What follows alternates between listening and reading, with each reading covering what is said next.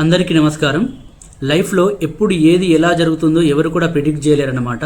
అలాంటిదే నిన్న జరిగింది. ఏషియా కప్లో భాగంగా శ్రీలంక వర్సెస్ ఆఫ్ఘనిస్తాన్ మ్యాచ్ జరిగింది. ఆఫ్ఘనిస్తాన్ బ్యాట్స్మెన్ మహమ్మద్ నబీ ఒకే ఓవర్లో 5 సిక్స్లు కొట్టాడు. ఇంకొక 6 కొట్టుంటే ఒకే ఓవర్లో 6 సిక్స్లు కొట్టిన బ్యాట్స్మెన్ సరసాన మహమ్మద్ నబీ కూడా చేరేవాడు, కానీ కొట్టలేకపోయాడు.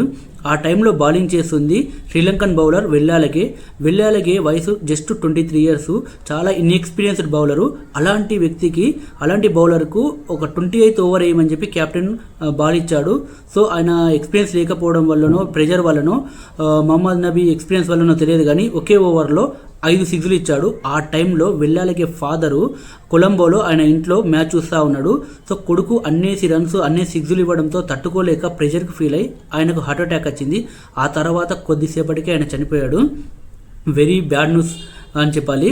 సో ఇందులో మిస్టేక్ ఏంటంటే ఒక స్పిన్నర్కు 28th ఓవర్ ఇవ్వడం అనేది చాలా పెద్ద మిస్టేక్. అది క్యాప్టెన్ మిస్టేకా కోచ్ మిస్టేకా తెలియదు, కానీ సో 28th ఓవర్లో స్పిన్నర్తో బౌలింగ్ చేయడం అనేది చాలా పెద్ద మిస్టేక్ అని చెప్పాలి. జనరల్గా T20స్లో 28th ఓవర్లో ఏ బౌలర్ వేసినా సరే ఎక్కువ రన్స్ ఇచ్చేస్తారు, 20-25 రన్స్ ఇచ్చేస్తారు.